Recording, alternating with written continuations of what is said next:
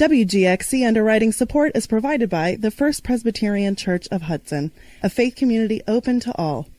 Whether you are single, married, divorced, gay, wealthy, poor, or no habla inglés, if you are just browsing, just woke up, or just got out of jail, it doesn't matter if you work on Wall Street or if you sleep on Wall Street, you belong. We love soccer moms, crying babies, vegans, hipsters, seekers and doubters, tourists and locals. All are welcome. Services held Sunday mornings at 10:45 a.m. You can find us on the web at firstpreshudson.org. And now we proceed with my most notable guest, His Royal Highness Prince Al-Numan Gharios El Chemor of the Ghassanids. Calling in from his home in California. We are making the connection right now as we speak. And many thanks again to John Parker, Johannes Frabel Parker, for bringing this fine gentleman for the second time via a Skype call to my Monday morning show here on WGXC. So we will now connect with His Royal Highness, Prince Gharios. Anyway, I believe we've made the connection here. Yes, sir. Can you hear me? Oh, I can hear you loud and crisp and crystal clear, sir. Thank you ever so much for being a part of my program again this morning. It's my pleasure. Thank you. You are much more than welcome, Your Highness. This is absolutely amazing, and I could never, years ago, in my wildest dreams, ever imagine I'd be in this position. Fantastic. That is exciting enough within itself. And now I have here, prepared by John Parker, as he was unable to make it due to the 18 inches or more of snow we have today. Beautiful winter wonderland out there, I'd say. I'll start with some questions he had for you. Sure. He had prepared. All right. We have, I'll read a little bit about Mr. Parker first, introduces himself here, and then I'll read his queries for you, sir. Author J. Johannes Frabel Parker, author of Anastasia Again, The Hidden Secret of the Romanovs, regrets that he is not able to be in studio this morning due to the snowstorm here in our beautiful Hudson River Valley in upstate New York.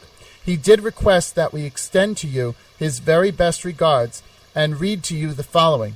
Your Royal Highness, in a world which has its share of persecution, fear, and injustice, you and the Royal House of the Ghassanids continually strive for an amelioration in the circumstances of Christians and other religious minorities in the Middle East and elsewhere. Your humility and ethos of service to others is a living testament to the gospel, which is common in Christians of all denominations. It is heartwarming and encouraging to see your royal house now affiliated with the Organization in Defense of Christians. Would you be so kind as to explain the background of this organization, how it began, what it strives to do, and how the House of Ghassan collaborates with it? Okay, first, I would like to thank my dear friend for sending me the questions and for arranging this interview and for sending me a very, very beautiful icon I just received yesterday.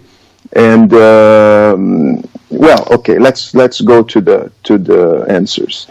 Well, I don't know if I deserve his very kind words. It's always a struggle to do what I'm doing. It's not, you see very small advancements and achievements in terms of actually solving the situation, because the situation, I always compare with a terminal patient, which you have a very limited time and a very limited resources to cure and to save this patient. And unfortunately here in the West, people are not actually convinced of the urgency, of the situation of the Christians in the Middle East and of the minorities. They don't know. They see the news and I don't know, they don't connect, as the Christians in the West don't kind of connect with the Christians in the Middle East, and I don't understand this phenomenon. Anyways, I said it many times, and some people even made fun of me. I said in 20 or 30 years, if nothing major is done, we will have no more Christians in the Middle East. The population will reach 0%. We probably will have a couple of Christians in Egypt, a few Christians in Lebanon, maybe some in Jordan, but Syria, Iraq, and the great majority of them, if they are not killed, they are going to leave, and they are going to enlarge the migration lines to the west. So we have very, very limited time. I just people don't believe in predictions, but so just you understand, the Christians in Iraq were around 1.5 million. Some people say 2 million, and now they are less than 100,000. Okay, that in less than 5 years. Wow. So yeah, it's ridiculous. It's the percentages and the statistics are very, very alarming, and people are not realizing that. No, and many people walk around like there's nothing that needs to be corrected with this society. They walk around, like it's, what's the matter, and that's why, like I say, we need, as I say, the positivity group, and people are walking around, acting like, that doesn't occur in 2019. But it's large on a very, very high scale. Let me ask you, sir, have you ever heard of another ancient community known as the Irish Traveller Community from Ireland? No. May I just finish the question about in defense of Christians? Yes, sir. I go back to that. Okay, in defense of Christians is a very, very strong organization. Presided by my dear friend and brother in arms, Tufik Balini. He's a Lebanese. He lives in Washington, D.C. And the purpose of this organization is to lobby with the Congress and try to make this agenda of the Christians in the Middle East a policy priority with the lawmakers here in the United States. So they are really, really champions, and I'm very, very proud to be helping them, at least trying to make their voice louder, and to be, in their service in any way I can. Because for us now, we created this platform, One Voice for Christians, which the purpose is to channel all these organizations that are heroes, really heroes, working like fighting the windmills. I remember Don Quixote, like fighting the windmills and fight giants, and David and Goliath. You can choose many metaphors for that. And so that's what we are doing. And in defense of Christians is a giant, and they are doing miracles. They are really impacting these lawmakers here. And the president was in Hungary in this big event that I was in Brazil. I couldn't make it, but we had Professor Chemor, which is our representative, was representing us there. What I'd like to say is that you mentioned about different religions. I love this commercial from the Lutheran Church, and I really believe that should be the spirit of religion. And I try to look at Christianity not as A, B, C, or D. I was born and raised Roman Catholic, but for me, we are all brothers in Christ, and we should all be together. And maybe that's what God wants from us, is to see all this crisis and to be together and to act as one. As one family. If we cannot be together for the earthly matters, because each church is sovereign in their affairs, at least when trouble comes, we can be together and to help to solve it. Back to your question about the Irish, I've never, I don't know anything about this organization, but I would love to learn and know the Irish. I actually have a couple % of Irish blood in my DNA, according to Ancestry. Exciting, very nice. Yeah. My mom held dual citizenship with Ireland. We lived over there, and there's a people there who are, you could say, the equivalent to the Native Americans in Ireland. They're actually a pre-Celtic people, and they speak an older language than Gaelic, known as Gammon or Cant, and they're the original natives of Ireland, yet Only in recent years have they received ethnic minority status from the Irish government. They actually received it in England, in the UK first. And there was a recent DNA study done on them with a good friend of mine who won the Olympic gold medal, the first Irish traveler to box in the Olympic Games, Francie Barrett, in the 1996 Atlanta Olympics. He boxed for Ireland, and he was part of a DNA project, and they traced the Irish traveling people going back 13,000 years or more in Ireland, and even further back than that, going back 40,000 years to the Ice Age in North China. And they are, to this day, many of them, some of them now are becoming quite successful, luckily, but to this day, many of them are marginalized and discriminated against, even though they're the original natives of that land. They originally lived in handmade wooden barrel-top horse-drawn wagons, and they were tinsmiths. They were known as tinkers in the old days. Some people refer to them as Irish gypsies, but they're a separate people from the Romani gypsies. And they were very, very skilled carpenters, tinsmiths, as I mentioned, mending, making pots and pans. And they were, so to speak, the original landed gentry of Ireland and the British Isles, you could say. It's very sad because people don't realize. Of course, every time I hear some news from the Middle East that people are killed, people are persecuted, I'm extremely sad, but I'm also very sad when I hear that they are like destroying, archaeological sites, and they are destroying culture. This is very, very important. All these minorities, they are this reservoir of culture and of, as you said, is a beautiful story, and a story that if they disappear might not be told to our descendants. So people don't realize how hard and how sad that is, because we are allowing, and that's the theme of the documentary I'm finishing. There is this ongoing Holocaust with Christians in the Middle East for 100 and some years, and because it's slow, and because people say, well, this area is always a conflicted area, and also it's sad, but what we can do, they are crazy.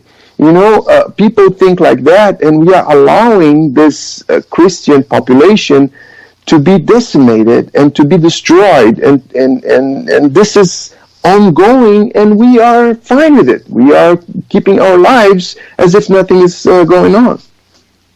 Well said, sir. Absolutely, Your Highness. And what I perceive is I have my own spiritual connections with my mom, who sadly passed away, and with my ancestors.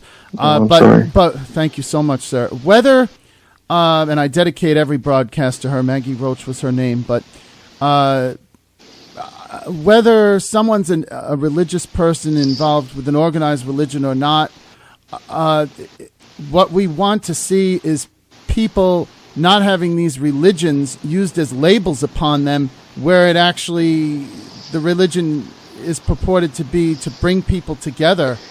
Exactly. You said it very well. Thank you so much. The problem of Christians and minorities in the Middle East is not a religious problem, it's a humanitarian problem. Correct. And people have to understand that. It's not a religious problem. And I myself, I see religion as label. As you said, it's a label. I see there are only good people and bad people. Yes. Pardon me, sir. We have a phone call coming in here. Sure. Thank you so much. Good morning, WGXC. Garrett Roach speaking. You have to understand that. It's not a religion. Straight away.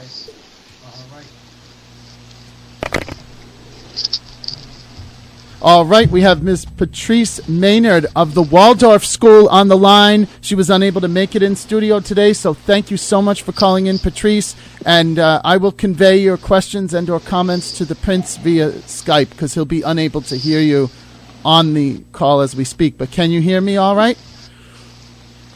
Yes, I can hear you. Oh, and Patrice, can you hear me, dear? I can. Wonderful. Fantastic. Thank you again so much for joining us today. And Patrice, please go ahead. Speak what's on your mind for Prince Gharios. Prince Gharios, I wanted to express to Prince Gharios my admiration for his mission Fantastic. Okay. She'd like to. Thank you very much. Yes. Are you able to hear this, Prince? Because I forgot to mention. Oh, Yeah. you're live streaming it. You have the radio on, so to speak. I meant to mention that to you. Wonderful. So he can hear Patrice. Wonderful. So Prince Gharios, Your Highness, I think you've kind of wrought miracles in the recognition you've achieved for your family and your royal house.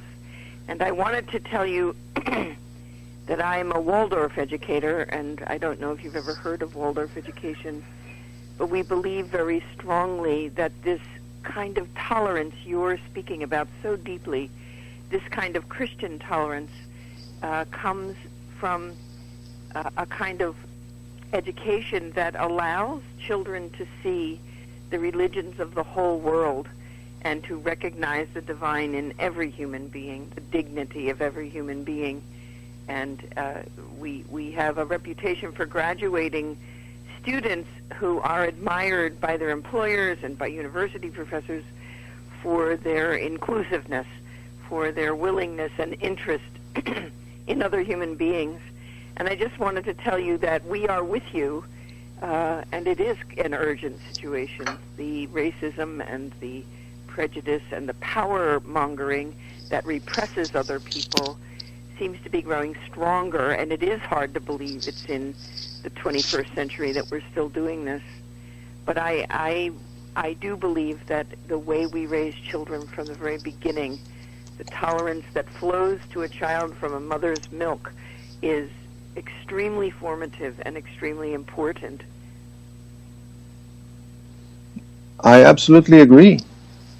So I just wanted to let you know how much I appreciate all your words, and to let you know that there is a form of education now 100 years old.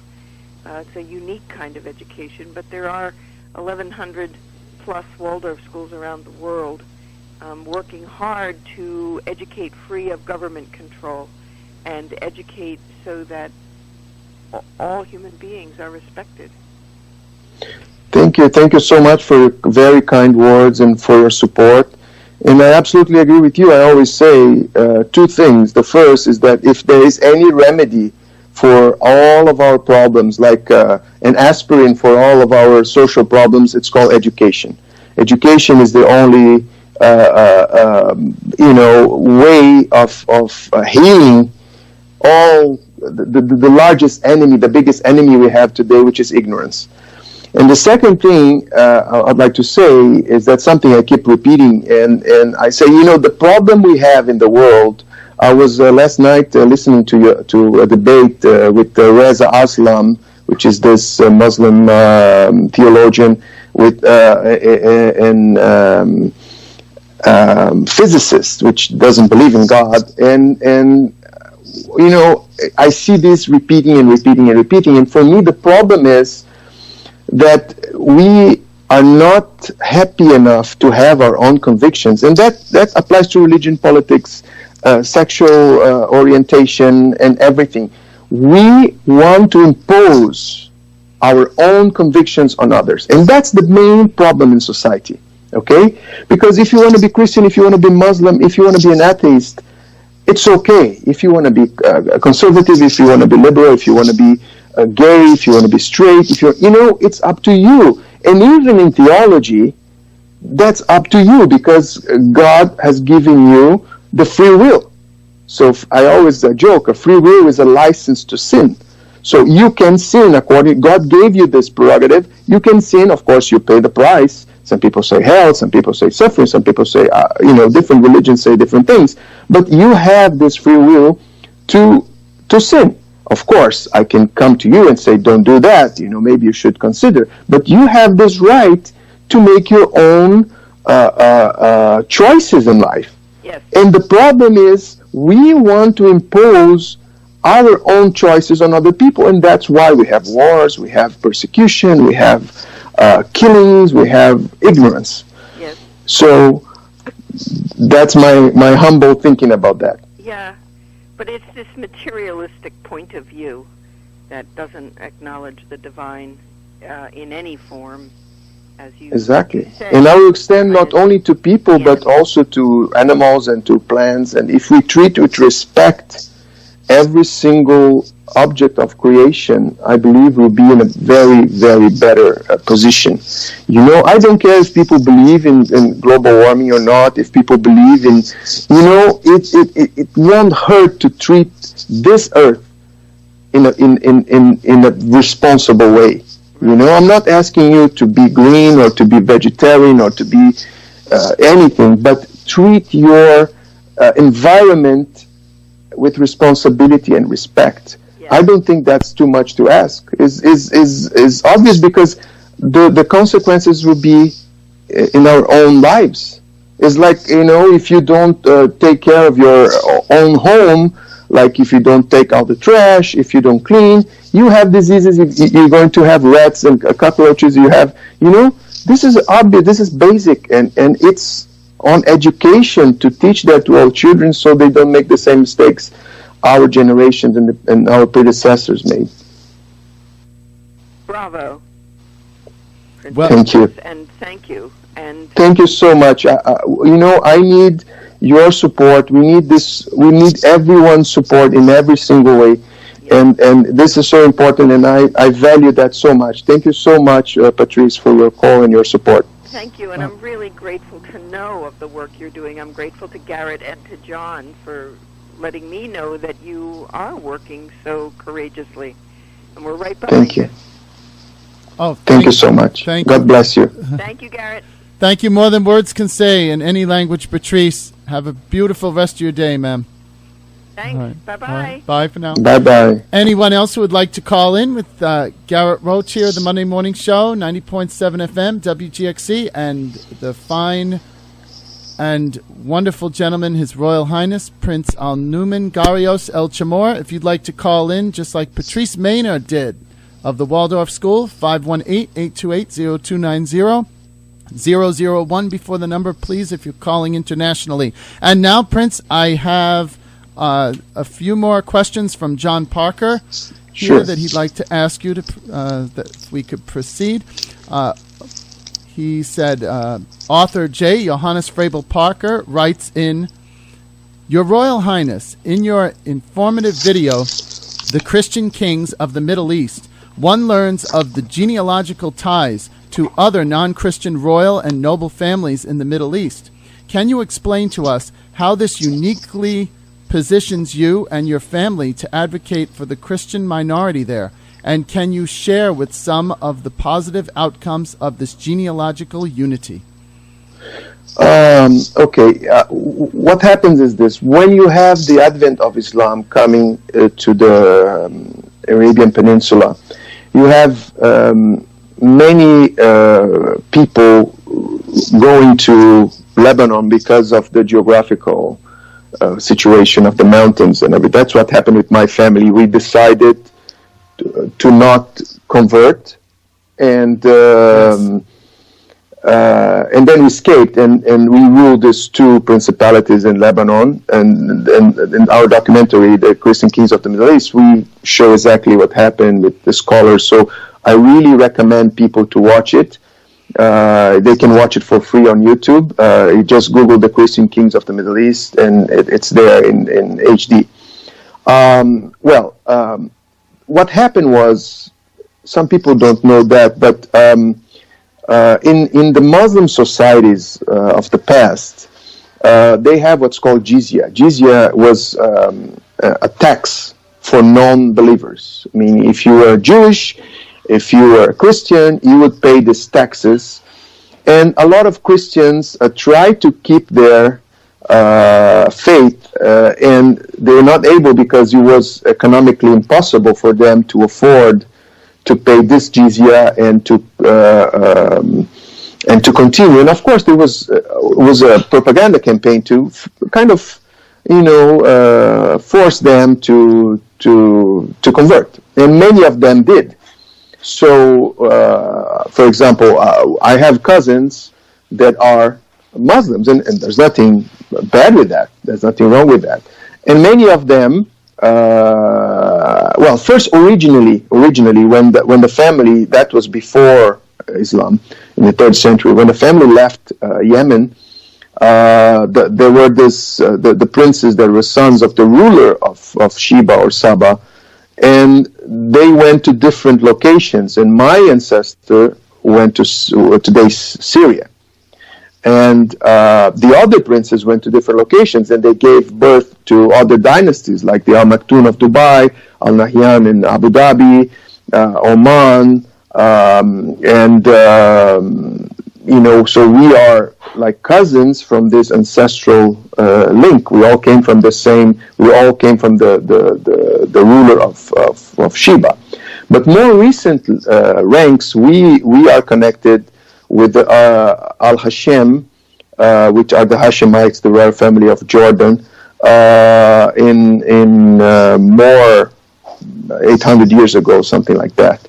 And we are also connected to the Shihab family, which was originally a Qurashi or from the Prophet Muhammad in Lebanon, because many, our cousins got married, and the honorary head of the house, the Prince Sheikh Selim al-Chemor, his mother was princess of the Shihab family, who ruled Mount Lebanon under the Ottomans. So he is Ghassanid royal from his father, and Shihab prince from his mother. And we also because the family al Chemor is called Chemor only Lebanon, because 1,000 years of Aramaic influence, Syriac influence in Lebanon made we pronounce Shumar, which is the pronunciation in the rest of the Arabian Peninsula. We pronounce Chemor, but it's the same word. You write the same way in Arabic. So you had the principality of Jabal Shumar, or Chemor, if you do the Lebanese pronunciation, they were the greatest enemies of the Al Saud family, which rules Saudi Arabia today.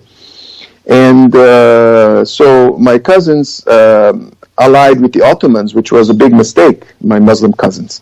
So then, of course, they lost the war, and in 1921, they lost the whole territory to the Al Saud family.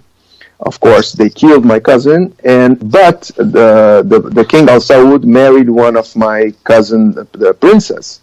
And the late King Abdullah of Saudi Arabia was the son of this princess, which was my cousin. So I'm related to some, not all, the Saud family, because it's not known how many wives the King Al Saud had. Interesting. But the princess that comes from this, the Princess Shumar, are related to us. That surname you're stating, sir, Schumer, it sounds like Senator Charles Schumer over here in the States, and he spells his surname Schumer, and they're of Jewish background. Yeah, but I don't think it's the same word. Interesting. It just sounds similar. Yeah. Okay. I just received a text from my good friend here in Hudson, who's been a guest of mine as well, actually, last Monday. Matt Adinolfi, thank you so much. He has a question for you, Your Highness. He sent a text of a photo that says Yazidi genocide, Yezidi, genocide. Yes. And if he could, if he'd like to know what that is, actually. Yeah, actually, Yazidi is another religion that is being destroyed, and a lot of people don't know anything about it. Imagine if Christianity, which is known to a couple of billion people in the world, people are not doing anything. Imagine the Yazidis. The Yazidi is a small minority. You can find them in Iraq and some parts of Syria also. Interesting. They are also being systematically exterminated and persecuted. I'm terribly, terribly sorry to hear that. And like you say, imagine with the Christians, if there's this very small religion, I've not heard of them until my friend just texted me the photo now of a shirt that says, someone wearing a shirt that says Yazidi genocide. I can only imagine what those people are enduring. Thank you so much, Matt, again for that question. And I'll move on to the next one, if I may, Your Highness, from John. Sure. Author J. Johannes Frabel Parker has requested we ask you, Your Royal Highness, as you know, Her Majesty Margaret, Queen of Denmark, follows you on Twitter. How would you envision the Danish royal house helping to promote the cause of respecting the rights of ancient Christianity in the Middle East? And have you any contact with the Lutheran Church of Denmark or Lutheranism in general? Well, first and foremost, I had no idea Her Majesty was following me on Twitter. So it's a great honor to me because I really admire her, legacy. And it's interesting because I think 20 years ago, there was this consultation of the people, and they made a kind of joke. If you could choose anyone in Denmark to be the king or the queen, the most famous people, the most famous celebrities, who would you choose? And I think was 78% of people said the queen. We want the queen. We don't want anyone else. So that proves that, her dignity is, beyond, any, of course, she's human, like all the sovereigns. So, but the monarchy in Denmark works amazingly well, as the other Scandinavian monarchies, as of course, Her Majesty, the Queen Elizabeth II, also is impeccable in her duty, because people don't know exactly what royalty is. Royalty is duty. Royalty is work, servitude. All you see about pomp and glamour, it's not is a byproduct. So you have to serve, and you have to serve 24/7. You cannot say what you want to say. You cannot wear what you want to wear. You have to do what's better for the country. And this is what people don't realize. Everybody wants to be, like I like to say, everybody wants to go to heaven, but nobody wants to die. So everybody wants the glamour and the riches and everything, but people don't realize that what they are giving is a lot more valuable. So you can see the history of Princess Diana, for example. She had everything, and why she was not happy? Because the duty was too heavy on her. And anyways, going back to Denmark, again, I'm surprised and I'm happy to know that she's following me, and I'm humbled and honored. And I have great admiration for her. I've sent her a few... I sent her my book, and if I'm not mistaken, I've sent her the DVD for the Christian Kings of the Middle East, and always kindly her office replied to me. And I don't have any direct contact with the church there,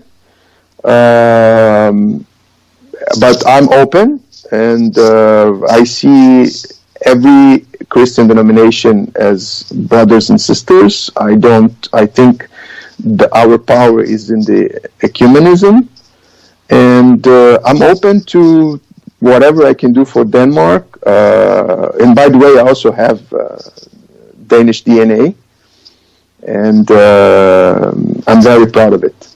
Very nice, exciting. And I just received a text from John Parker's good friend, as she is mine, Victoria Signorelli. She said, listening in, great show. Thank you so much. Vicky has been on several times. And in fact, Vicky and her sister Linda Schatzabel, and they're both Signorellis, Victoria Signorelli, are the reason I've come in contact with and become a good friend with John Parker. Because at my place of work here, Walgreens in town in Hudson, they were customers coming in to drop off film to be processed, Linda and her sister Vicky. So Vicky, who just texted in, thank you so much. They are the reason I now know yourself, Your Highness, and how I met you through John Parker, and they're the reason I met John. Also, I'd like to give the call-in number again. Please, we urge call-ins on this most interesting, notable, and history-making broadcast. 518-828-0290 and 001 before that number if you're dialing in internationally. Thank you all for listening, whether you call in or not. And this is Garrett Roach of the Monday Morning Show.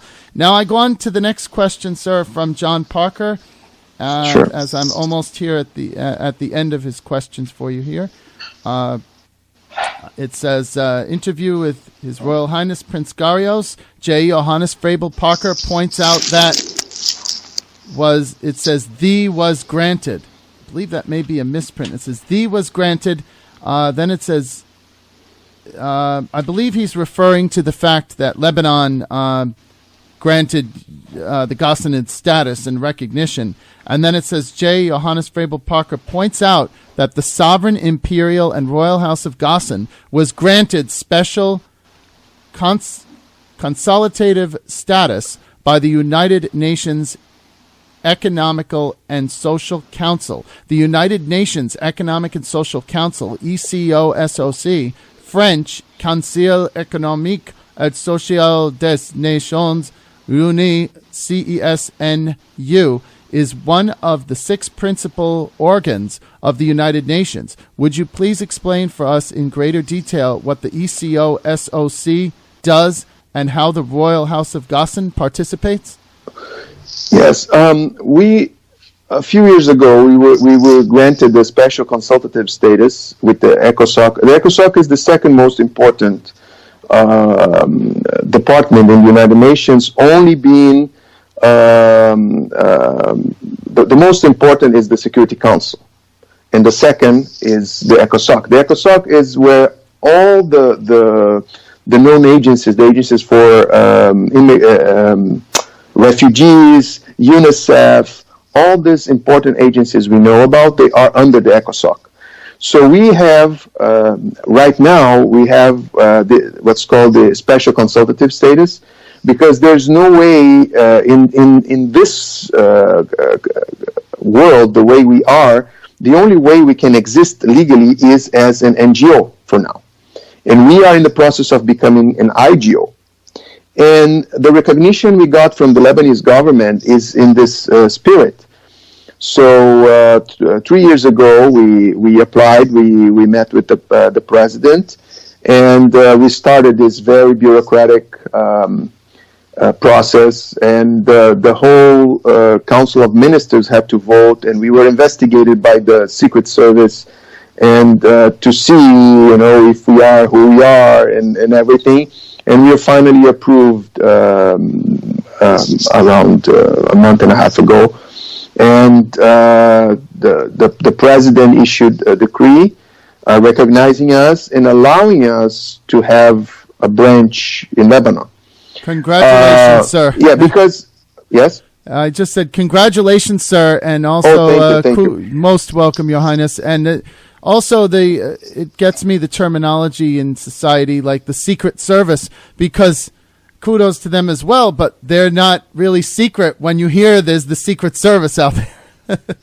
Yeah, no, they call the Muhabarat, which is the secret police. They are going to investigate if we're not criminals, and the Minister of Foreign Affairs had to see if we are not, doing anything illegal anywhere in the world, so the president can actually sign that's why it took like 3 years. So our titles were already recognized, because all my cousins that are Lebanese citizens, I'm not, I'm a Brazilian citizen, but they have their titles on the passport. And if you go to our website, royalghassan.org, you can see many documents show the titles, of our family. But I have seen them, yes. Yeah, the Royal House as an international organization was recognized just a couple months ago. Fantastic. Oh, my goodness. Like I say, we're making history here on WGXC, and this is a perfect example of it. Matt Adenoff, he just texted in again. Interesting show, and he said, thanks. I know all about these people. I just wanted your guest to mention it. So he meant, meaning the Yazidi. Thank you, Matt. I'm glad to realize that you actually know about them now. He was just wondering if you did per se. And now I'll proceed, if I may, sir, with Johannes's last query for you. Sure. J. Johannes Frabel Parker wrote in that Your Imperial and Royal Highness Prince Gharios El Chemor was invited to attend the 21st International Gathering. Oh, pardon me, we have a phone call coming in, and then I'll proceed with the question. Sure. Good morning, WGXC. Gharios speaking. Hello? Hello? Can you hear me? I'm terribly sorry, everyone. I heard no one on the other end. Please do call in again. Sir or ma'am, be 518-828-0290 or 001 before the number if you're dialing internationally. And I'll proceed with the query here from John Parker. Prince Gharios El Chemor was invited to attend the 21st International Gathering in Berlin under the patronage of the German Bundestag Parliament.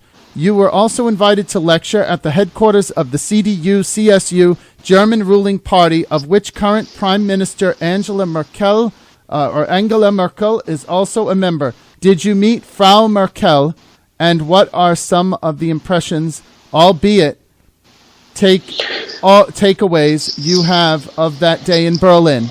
And I see our guest has arrived for the next show at 11 o'clock. I'd just like to announce Brendan Donegan of the Morning Sample is coming up, and we'll have news and station identification.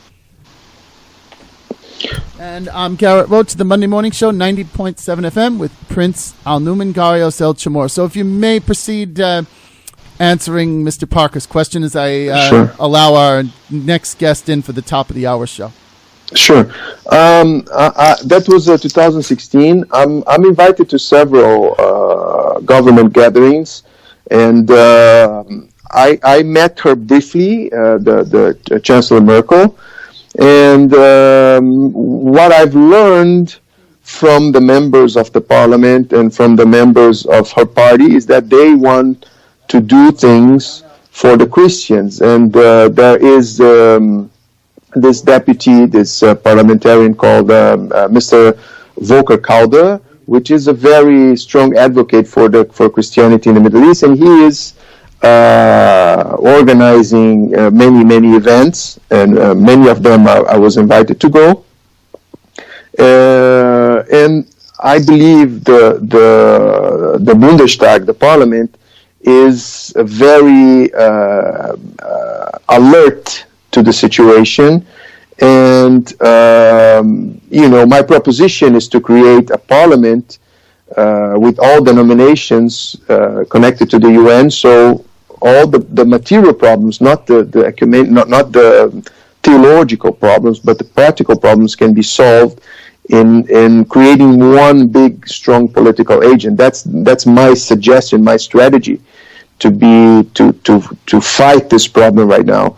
And I offered this solution to the politicians in Germany, and maybe they are going to follow up. Fantastic. Oh, great work, sir. And if people, as I say, as everyday citizens could look at each other, be there for each other now more than ever as human beings, and not viewing them as any sort of a label, Catholic, Protestant, Jewish, Christian, all these different labels that end up dividing people more than bringing them together and instilling positivity. I'd also like to mention Matt Adenolfi texted in, and he asked you, sir, what about Muslims in China being persecuted? Christians in Egypt, peace on earth. Well, that's, there was this statistic announced a few months ago that the Christians are the greatest group persecuted in the world. So unfortunately, the situation in China is also serious. Is not my area of expertise because we focus on the Middle East. But Egypt was said I'm sure the president General Sisi is doing his best, and but you still have some resistance, you still have some cases. And there's this organization called Coptic Solidarity, which is on the top of every single thing that happens in Egypt. And I'm also friends with some leaders, Coptic, and the Coptic Pope. And they are very open to any solution that can, because they are the largest Christian organization in the Middle East. So they have the numbers. Because you have like all these small denominations or big denominations in the world, but small there. For example, you have a couple of million Maronites, but you have 16 to 20 million Coptics. So it's a huge population. And they are aware of the gravity of the situation and how we have to solve. I just would like to say to your audience. If you want to be part of this movement, if you want to help us, because many people see me, they think I own oil fields. I don't. So I'm struggling to keep going with this project and everything, and we need all the help we can get. You're more than welcome to share your contacts, certainly, sir. Yeah. So if you can go to onevoicechristians.org. onevoicechristians.org. You see all the project, what we are doing, all the documentaries, all the videos we are doing. And if you wish to help, your donation is tax deductible because we are a recognized charity with IRS. And it will help us a lot because we need to make more documentaries in English because a lot of material is in Arabic, so we are translating it. So if you want to help, if you can help with donations, we appreciate it very much. If you cannot help with money, you can help with prayers, you can help with sharing our material. Any help is very, very welcome because we are fighting, again, is David against Goliath. The situation is a terminal patient. If we don't have help, we have no chance. Yes, thank you so much for that, sir. Well said. And we have 3 minutes left of the program. There's another two more texts that came in. One's from John Parker, actually. He said, call was me. He said that was his call earlier, the one that didn't connect. He said, I wanted to ask His Royal Highness if any non-Christians have asked him about Jesus and his faith in Christ.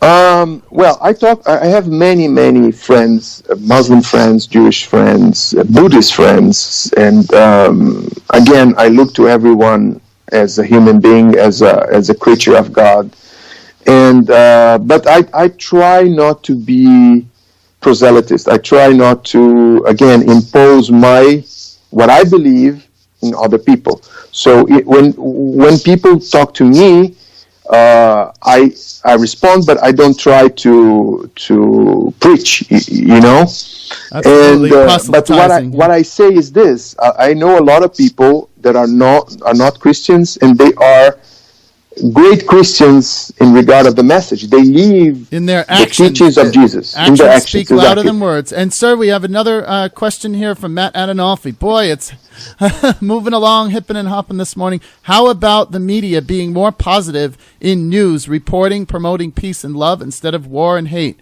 All right, and then he has a thank you, guest, for promoting peace and love. And thank you, Matt. Thank you, Matt. Thank you. Yeah, I think we should, as I always say, we have this division all over the world. It's not only here in the United States, it's also in Brazil, everywhere. We have us against them. And one more question just before we go, please. That Victoria Signorelli just texted in. Please ask His Highness, do you think we are repeating the mistakes that our ancestors have in the past? Yeah, maybe. I would say so as well. Yeah, maybe. And that's why history is so important subject. We have to study in order not to repeat the mistakes of our ancestors. And just finishing, I think the news organizations and vehicles, they should be very careful because, of course, they can and should manifest their opinions. However, they should remember that we are all on the same boat. Correct. You know? And sir, I'm so sorry. We have a few seconds before we sign off. Sure. Thank you so much, Prince Gharios El Shumar.